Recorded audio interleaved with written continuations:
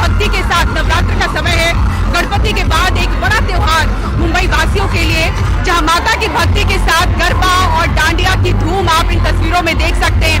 मुंबई की तमाम बड़ी सोसाइटीज में आप जाएंगे तो गरबा की धूम आपको रात के दौरान, शाम के दौरान दिख जाएगी। और जो ऐसे बड़ी सोसाइटीज हैं, बड़े कॉम्प्लेक्स हैं, वहाँ पर बड़े पैमाने पर गरबा की धूम दिखती है। और फाल्गुनी पाठक की गरबा नाइट हो तो ये भीड़ बड़ी आम है। इस वक्त हम यहाँ पर वीआईपी सेक्शन में हैं, लेकिन अगर आपको बड़ी भीड़ देखनी है तो मेरे दाहिने तरफ देखें, स्टेज पर फाल्गुनी पाठक परफॉर्म कर रही हैं और नीचे आप देखें किस तरह से बच्चे, महिलाएं, पुरुष सभी पारंपरिक वेशभूषा में डांस करते हुए, गरबा करते हुए दिख जाएंगे। तो इस बार गरबा में क्या है खास, ऑर्गेनाइजर्स भी इस वक्त हमारे साथ हैं। क्या खास है सर इस बार गरबा नाइट में? इस बार खास बोले तो जो आप देख सकते हैं कि आज पहला दिन, दूसरा दिन आज कैसे एकदम क्राउड है, क्योंकि फाल्गुनी का एंट्री। फिर और सबसे बड़ी बात तो हमारे शोकेस के संतोष सिंह का खासियत है क्या, कुछ हर साल कुछ नया नया गए करते हैं। नया क्या किया है? मेन तो आप देख सकते हैं, ये अवार्ड नाइट का आपने स्टेज बना है, सबसे डिफरेंट है। ऐसा नवरात्रि के लिए सिंपल से नहीं है, थोड़ी डिफरेंट। जो क्राउड खेलने के लिए उसको एकदम मजा आए देख के, स्टेज देख के आनंद आए उसके। वाह, थैंक यू सर। तो ऑर्गेनाइजर्स को आप सुन रहे थे कि 30 से 35 हजार की कैपेसिटी का ये ग्राउंड है और आज 25 हजार के करीब यहाँ पर लोग हैं जो गरबा करते हुए आपको दिख रहे होंगे। कल यहाँ पर 30 हजार के करीब लोग थे। तो कैपेसिटी के हिसाब से अगर आप देखें वीक डे के दिन किस तरह से ये ग्राउंड आपको फुल नजर आ रहा है, और जिस तरह से ऑर्गेनाइजर्स बता रहे हैं कि पूरे 9 दिन आप देखें इस सीजन का जो पासेस है वो पूरा सोल्ड आउट है। केम छो आप लोगों में जोश देखें। ये जिगर शाह डांस अकेडमी ग्रुप है आपका? ओके, हर साल आप लोग परफॉर्म करते हैं अलग अलग ग्राउंड पे? We only perform at Falguni Pathak. Only at this ground? Only at this ground. We are diehard fan of Falguni Pathak. 6 months से हम लोग इस 9 दिन की वेट कर रहे हैं। ऑथेंटिक गरबा, ऑथेंटिक स्टेप्स और माँ की साक्षी में हम लोग फुल एनर्जी में खेल रहे हैं। It is not only garba but it is for माँ दुर्गा and her light, और ये it is for the life circle and death of life. माता जी को showing our all the devotion to the माता जी। हर साल कुछ नया होना चाहिए। What new can we get? तो पहले से 6-7 मंथ पहले की प्रिपरेशन टेलर को दो। ये दोस्तों भी all prepared and giving our best, क्योंकि इसके लिए हम लोग ने 8 मंथ के लिए प्रिपरेशन की और क्लासेस भी बंद किया? नहीं। It's the most awaited festival of the year. I'm super excited. हमारी तैयारी यूजुअली 1-2 महीने पहले से शुरू हो जाती है और हम लोग पूरा साल ही 9 दिन के लिए वेट करते हैं। 9 दिन के अलग अलग कपड़े, 9 दिन के अलग अलग jewellery. Yes, and it has to be matching over the job. Doctors हैं, वर्किंग विमेन है, उनसे बात करेंगे। मैम हम सब वर्किंग विमेन है, डॉक्टर्स हैं। हम लोग गुड इवनिंग, हम लोग सब लोग बॉरेली वेस्ट में रहते हैं। हमारा पूरा ये डॉक्टर्स का ग्रुप है। हम लोग आज सुबह पेशेंट्स करके, थक के, घर का काम करके, बच्चे संभाल के काम करने यहाँ पे एंजॉय करने आए हैं। थोड़ा सा टाइम जो खुद के लिए मिलता है सोचते पेशेंट्स छोड़ के थोड़ा खुद के लिए भी एंजॉय करते हैं। और इन तस्वीरों के बाद अब आइए बढ़ते हैं आज की बड़ी खबर की ओर। इलाहाबाद हाईकोर्ट ने चर्चित निठारी कांड के आरोपी सुरेंद्र कोहली को बरी कर दिया है। कई दिनों के सुनवाई के बाद फैसला सुरक्षित रखा गया था। आपको बता दें कि 2005-6 के इस चर्चित हत्याकांड में उसे निचली अदालत ने फांसी की सजा सुनाई थी। दिखाते हैं आपको ये रिपोर्ट। सुनीता और झब्बूलाल सदमे में हैं। उनकी 10 साल की बेटी उन करीब 20 बच्चों में थी जिन्हें 2006 में निठारी इलाके में बेरहमी से मार दिया गया था। 17 साल बाद उनकी बेटी की हत्या के आरोपी छोड़ दिए गए, आजाद है। 63 साल के झब्बूलाल उर्फ निठारी का प्रेस वाला उस दहशत भरे बंगले के ठीक सामने बैठते हैं जहां से उनकी बेटी के अवशेष बरामद हुए थे। वो कहते हैं कि उनकी तरह के कई दुखी माता पिता इंसाफ के नाम पर चले गए हैं। 10 साल के थे, ढूंढते रहे इधर उधर और यही मर्डर यहाँ हुआ। बरी कर दिया तो बस क्या रह गया। अंधा कानून है, कुछ नहीं। कोर्ट में एक बार वकील किया था, वो तो धोखा दे दिया, पैसे भी खा गया, कुछ नहीं किया हमारा। हमारी यही प्रार्थना है कि इनको फांसी की सजा जरूर दिलाएं। 5वीं क्लास में पढ़ती थी, कहती थी मम्मी मैं तो डॉक्टर बनूंगी, पढ़ाई करूंगी, मेरे को पढ़ाना, मम्मी मैं डॉक्टर बनूंगी। तुम कहा बेटा पढ़ लेना, तुम डॉक्टर बन। सोमवार को इलाहाबाद हाईकोर्ट ने मामले के मुख्य आरोपी सुरिंदर कोहली को सभी 12 मामलों के आरोपों से बरी कर दिया। कहा कि सबूत नहीं मिले। उसके मालिक मनिंदर को भी 2 मामलों में बरी कर दिया गया है। अदालत ने उनका मृत्युदंड खारिज कर दिया है। दोनों मुकदमों में आज इलाहाबाद हाईकोर्ट ने मोनिंदर सिंह पंडेर को बरी कर दिया है। 17 साल पहले राजधानी दिल्ली से महज 30 किलोमीटर दूर निठारी के उन सिहरा देने वाली हत्याओं ने पूरे देश को सिहरा कर रख दिया था। मनिंदर पंडेर के घर से एक के बाद एक शव बरामद हुए थे। उसके घरेलू सहायक सुरिंदर कोहली ने तब यह कबूल किया था कि उसने मृतकों के साथ यौन संबंध बनाए थे और उनके शरीर के अंग भी खाए थे। दोनों के ऊपर हत्या, अपहरण, यहाँ तक कि नरभक्षण तक जैसे गंभीर आरोप थे। सीबीआई ने पंडेर और कोहली के खिलाफ 2007 में 19 मामले दर्ज किए थे। 17 साल पुराने इस मामले की जांच को लेकर कई बड़े सवाल उठ रहे हैं। फिलहाल मुख्य आरोपी कोहली जेल से नहीं छूट पाएगा। उसकी सजाए मौत के खिलाफ एक क्यूरेटिव पिटीशन सुप्रीम कोर्ट में अब भी लंबित है। निठारी में पंडेर के घर के बाहर एक अजीब सा साइलेंस है। यहाँ पर लोगों का ये कहना है कि वो लम्हा जब यहाँ पर तमाम बॉडीज़ रिकवर करी गई थी वो कभी भुलाया नहीं जा सकता। जो विक्टिम्स हैं उनके परिवार कहते हैं कि ये ऑर्डर उनके लिए बहुत ही दिल दहला देने वाला है। उनके लिए जस्टिस को डिनाई कर दिया गया है।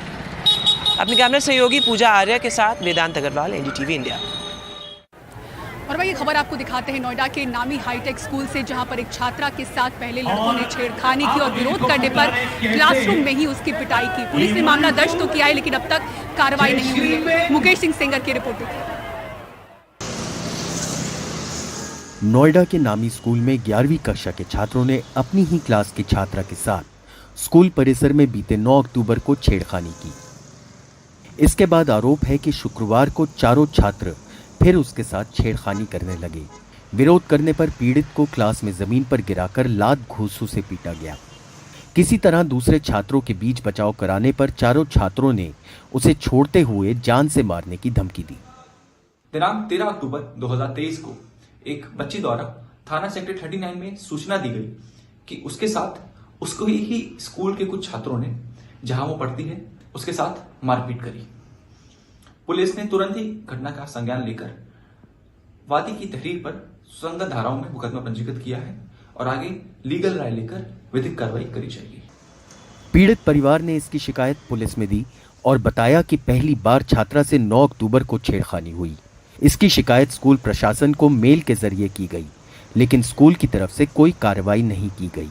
इसके बाद छात्रों का हौसला बढ़ गया।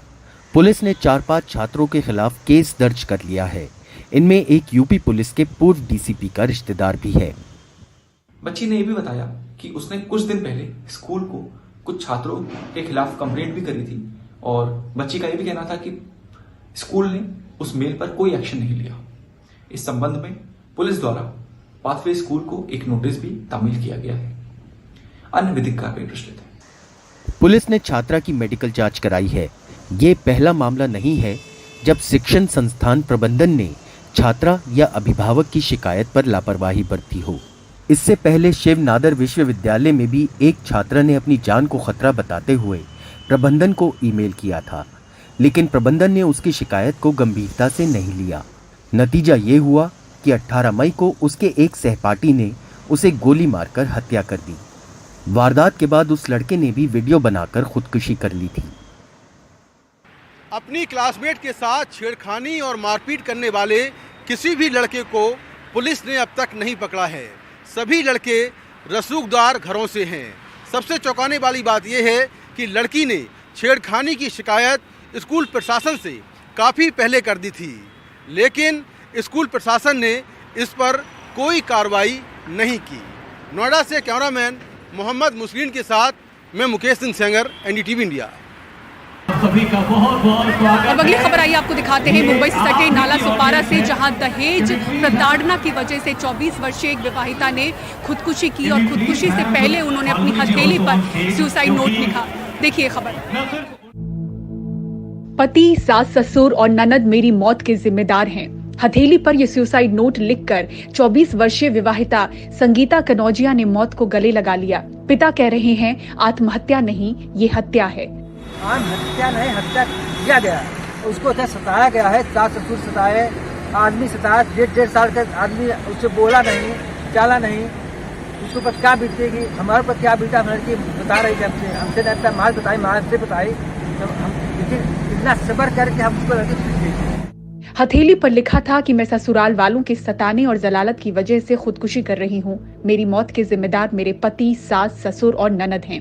बीते साल 2022 में ही संगीता की शादी नालासोपारा में रहने वाले नितेश कुमार कनौजिया से हुई थी। संगीता का परिवार बताता है कि काफी समय से ससुराल वाले उसे प्रताड़ित कर रहे थे। दहेज के लिए शारीरिक और मानसिक प्रताड़ना देते थे, ठीक से खाना नहीं देते थे, जिससे तंग आकर संगीता ने यह कदम उठाया। दूसरी बात पूछो भाई, कोई परेशानी है, कुछ पैसा का मामला है, कुछ और दे दूं मैं, तुमको इतना दिया है, जो भी आपको मांग है आप खुल के बोलो, लेकिन हमसे कुछ नहीं बोलते थे। बस वही बहन को सता देते। मेरी बहन समझदार है कि वो आत्महत्या कर ही नहीं सकते, उसका हत्या हुआ। मृतका के पिता की शिकायत पर पुलिस ने उसके पति सहित 4 लोगों के खिलाफ कई धाराओं के तहत मामला दर्ज किया है। पुलिस ने इस मामले की कार्रवाई करते हुए आरोपी पति और ससुर को गिरफ्तार कर लिया है, लेकिन ये सवाल बचा रह जाता है कि आखिर इतने दिनों तक परिवार अपनी बेटियों को दहेज प्रताड़ना झेलने के लिए आखिर छोड़ कैसे देते हैं। उसके पहले ही अलग होने का विकल्प क्यों नहीं सुझाते। महाराष्ट्र के पालघर से राजा मयाल के साथ मुंबई से पूजा भारद्वाज, एनडीटीवी इंडिया। और वही बात करते हैं देश के पहले high speed high frequency transit system की। 17 किलोमीटर लंबा पहला फेज इसका तैयार हो चुका है। 20 अक्टूबर को पीएम मोदी इसका उद्घाटन करेंगे। देश की पहली हाई स्पीड रेल सेवा का उद्घाटन 20 अक्टूबर को होने जा रहा है। शुरुआत साहिबाबाद से दुहाई डिपो के बीच होगी। इस रैपिड रेल में 6 कोच होंगे। 17 किलोमीटर की दूरी। शुरुआत में 15 मिनट पर गाड़ी मिलेगी। हर स्टेशन पर ठहराव 30 सेकंड। मेट्रो की तर्ज पर महिलाओं के लिए एक अलग कोच और इसमें 50% से ज्यादा महिला स्टाफ होगी। रैपिड रेल सेवा का साहिबाबाद स्टेशन पूरी तरह से तैयार है। Regional rapid transit system Meerut से लेकर दिल्ली तक के बीच जो लोग रहते हैं उनके लिए एकदम एक नया अनुभव होगा। अभी फिलहाल अगर आप मेल एक्सप्रेस से मेरठ से दिल्ली आते हैं तो करीब 1.5 घंटे का वक्त लगता है। अगर आप लोकल ट्रेन से मेरठ से दिल्ली आते हैं तो हो सकता है आपको 2 घंटे से भी ज़्यादा का समय लगे। लेकिन जब RRTS सिस्टम पूरी तरह ऑपरेशनल हो जाएगा जून 2025 तक, तो आप इस दूरी को, जो करीब 82 किलोमीटर की दूरी है, महज 55 से 60 मिनट में पूरी कर सकेंगे। दिल्ली से मेरठ के बीच 82 किलोमीटर की रैपिड रेल सेवा जून 2025 तक पूरी तरह से तैयार हो जाएगी। इस नेटवर्क में कुल 14 स्टेशन होंगे। रीजनल रैपिड ट्रांजिट सिस्टम देश का पहला semi high speed rail network है जो जून 2025 तक पूरी तरह से ऑपरेशनल होगा। और जब ये पूरी तरह से ऑपरेशनल हो जाएगा तो उस दौरान जो ट्रेन की स्टैंडर्ड स्पीड है वो 100 किलोमीटर प्रति घंटे तक की होगी, जबकि जो ऑपरेशनल स्पीड है वो 160 किलोमीटर प्रति घंटे तक रहेगी। प्रधानमंत्री नरेंद्र मोदी ने 30,274 करोड़ के इस प्रोजेक्ट का 8 मार्च 2019 को आधारशिला रखा था। दिल्ली से शुभांग और कैमरा पर्सन कानन पात्रा के साथ हिमांशु शेखर, एनडीटीवी इंडिया।